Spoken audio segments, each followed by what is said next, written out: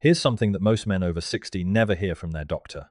You are losing roughly half a pound of muscle every single year after age 50. And it's not because you're lazy, it's because your biology has quietly turned against you and nobody handed you the manual.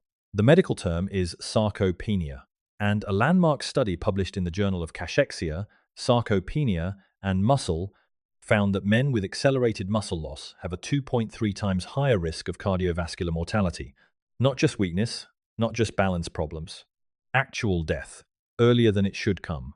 But here's the part that changes everything. That process is not inevitable. It is, in large part, nutritional. And I'm going to prove it to you with 7 days of real food. Food you can buy at any grocery store for $50. That directly targets the biological machinery causing the problem.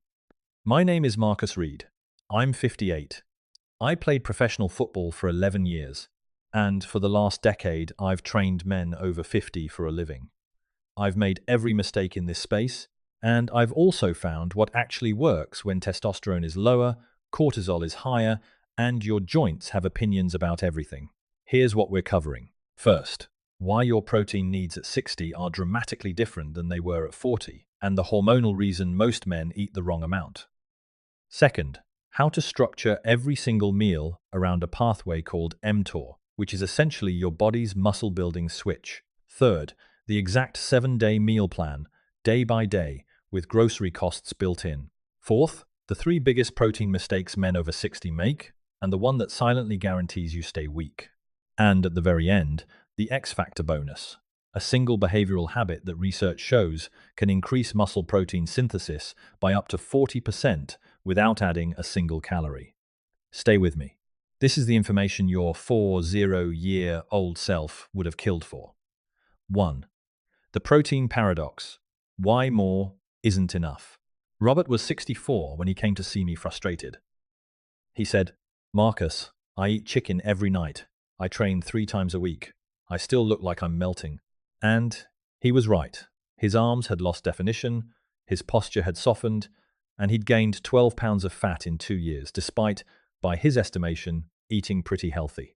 The problem wasn't that Robert lacked protein. The problem was that Robert's body had developed what researchers call anabolic resistance. Here's the mechanism. After about age 55, your skeletal muscle cells become significantly less sensitive to leucine, the key amino acid that physically flips the mTOR switch.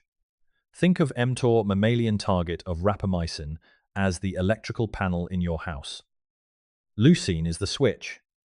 When you're 30, you flip that switch with 20 grams of protein. When you're 60, you often need 35 to 40 grams at a single sitting to generate the same anabolic signal. At the same time, cortisol, your primary stress hormone, rises in its baseline output as you age. Cortisol is catabolic. It literally breaks down muscle tissue to release glucose. So you have reduced sensitivity to muscle-building signals and an elevated hormone that's actively tearing tissue down. That's the paradox Robert was stuck in. The solution isn't complicated, but it is precise. You need a minimum of 1.6 grams of protein per kilogram of body weight per day, and you need to distribute it in leucine-rich doses of at least 35 grams per meal, not scattered in small amounts across the day. For a 200-pound man, that's roughly 145 grams of protein daily, ideally split across 3 to 4 sittings. Now, here's what this means practically. Eggs, chicken thighs, canned fish, Greek yogurt, and cottage cheese become your best allies. Not because they're trendy, but because they're dense in leucine and cheap. On a $50 weekly budget, these 5 foods alone cover roughly 80% of your protein needs. But knowing the target isn't enough. You also need to understand when to eat, because the timing of protein around your physiology makes a measurable difference. And that brings us to something most men over 60 almost never think about. 2. The morning window, the most wasted opportunity in aging muscle. Thomas, 67, told me he wasn't hungry in the morning, said he'd been skipping breakfast for years. He had a coffee, maybe a banana, and called it good until noon. I told him that habit was costing him real muscle mass. And here's the science that convinced him. Your cortisol level peaks in the first 30 to 60 minutes after waking. This is called the cortisol awakening response, and it's a normal physiological event. But for men over 60, this cortisol spike is more pronounced and more prolonged than in younger men. Every minute you go without adequate protein during this window, cortisol continues to chip away at muscle tissue for energy. Think of it this way. Cortisol is like a contractor who showed up to your house at 6 a.m. ready to demo a wall. If you give him the right materials, in this case, amino acids, he redirects his energy to building. If you don't, he starts tearing things down that you've already built. The protocol is simple. Within 45 minutes of waking, consume a minimum of 35 grams of high-quality complete protein. That means all 9 essential amino acids present. Eggs and Greek yogurt together hit this threshold easily, cost under $1.50 per morning, and require less than 10 minutes to prepare. The 7-day plan builds breakfast around this principle every single day.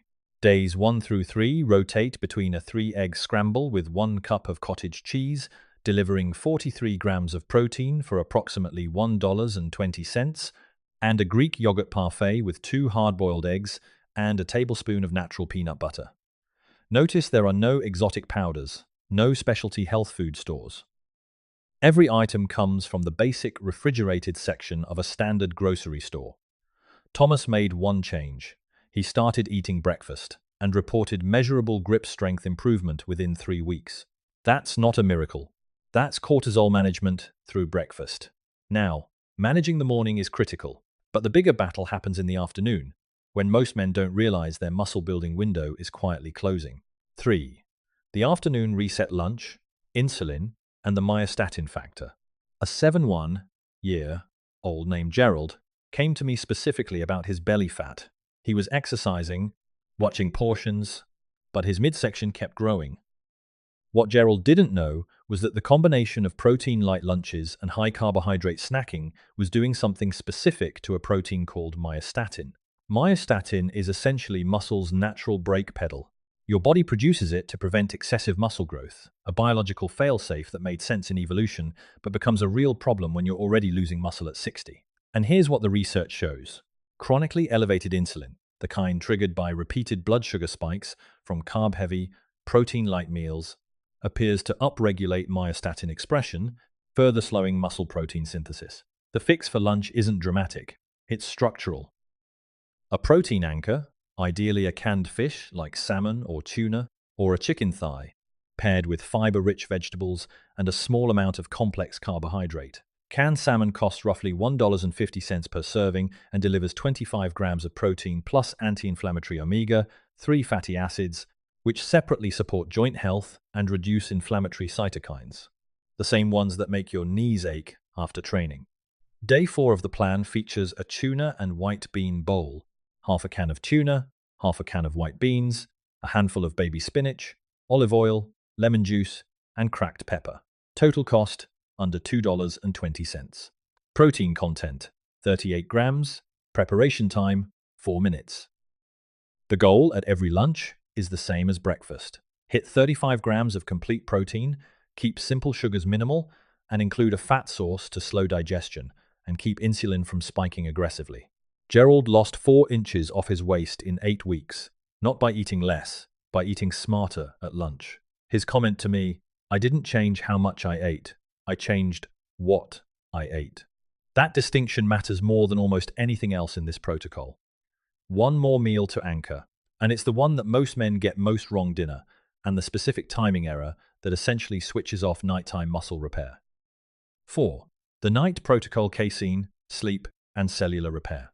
This one surprised even me when I first went deep into the research. Most of the muscle repair your body performs happens not in the gym, but while you're asleep. Growth hormone release peaks during deep sleep, and it's during those slow-wave sleep cycles that your muscle fibers actually incorporate the amino acids you consume during the day. But here's the problem. If your last meal was at 6 p.m. and you don't eat again until 7 a.m., you've created a 1-3-hour fasting window during the exact period when your body is trying to rebuild. For younger men, the body can manage this. For men over 60 with anabolic resistance and lower growth hormone output, that gap is genuinely costly. The research out of Maastricht University showed that consuming 40 grams of casein protein before sleep increased overnight muscle protein synthesis by 22% compared to a placebo in men with an average age of 72. Casein is the slow-digest protein found naturally in cottage cheese. It forms a gel in your stomach and releases amino acids gradually over 6 to 8 hours, exactly matching your sleep cycle. A full cup of low-fat cottage cheese before bed delivers approximately 25 grams of casein protein and costs less than 60 cents per serving. Combine it with a small handful of walnuts, which contain melatonin precursors and ALA omega 3s, and you have a pre-sleep snack that costs under $1, takes 90 seconds to prepare, and actively supports overnight muscle repair. Every single night of the 7-day plan includes this. This isn't just anecdote, this is mechanistic. You're supplying the raw material during the exact biological window when construction is occurring. Real quick, I want to ask you something directly. Right now, what's the biggest obstacle between you and actually eating this way? Is it time? Is it cost? Is it that you live alone and cooking for one feels pointless? Or is it something else entirely? Maybe your energy is so low by afternoon that you don't trust yourself to make good decisions. Drop your answer in the comments below. I read every single one, not a team, me personally. Because the answer you give tells me exactly what to cover next for this community. I promised you an X factor at the beginning, and here it is. It doesn't cost money. It doesn't require equipment. And the research behind it is some of the most compelling I've encountered in this space. It's called leucine timing amplification through post-meal walking. A 10-minute walk within 30 minutes of a high-protein meal has been shown to increase glucose clearance by up to 30%, reduce the cortisol response to feeding, and most relevantly, extend the mTOR activation window by approximately 45 minutes compared to sitting. Think of mTOR activation as a campfire. The protein is the wood. Movement right after eating is the bellows that keeps that fire burning longer and hotter. You don't need a gym for this. You need your front door. A 10-minute walk around the block after breakfast, after lunch, and after dinner. That's 30 minutes of walking per day, spread across meals, and it functionally doubles the efficiency of the protein strategy we've built. I tested this on myself for 90 days. I didn't change a single food. I just started walking for 10 minutes after every meal. At the 90-day mark, my lean mass had increased measurably on a DEXA scan. Not dramatically, but measurably. At 58, measurable progress is everything. This is the habit that ties the entire protocol together. The fact that you're still here, that you sat through the mechanism, the meal structure, the timing, the biology that tells me something about you. Most people won't do this. They'll watch 45 seconds, get distracted, and go back to whatever they were doing before. You're not most people. The men who actually reverse sarcopenia, who rebuild lean mass in their 60s and 70s, who move better at 65 than they did at 55, are not genetically blessed. They're not on anything special. They just refuse to accept the default story that aging means declining. They decided to understand their own biology and act on it. That's you. That's the top 5%. The full 7-day grocery list, every item, every quantity, every price is in the description below. Print it, screenshot it, share it with a man in your life who needs it. Because this information belongs to every man who's willing to use it. And if you want me to build out week 2 with more variety, more recipes, and a deeper dive into resistance training timing, hit the thumbs up and leave week 2 in the comments. When I see enough of those, I'll build it. You didn't start too late. You started exactly when you were ready. You didn't start too late. You started exactly when you were ready. Let's get to work. Keep building.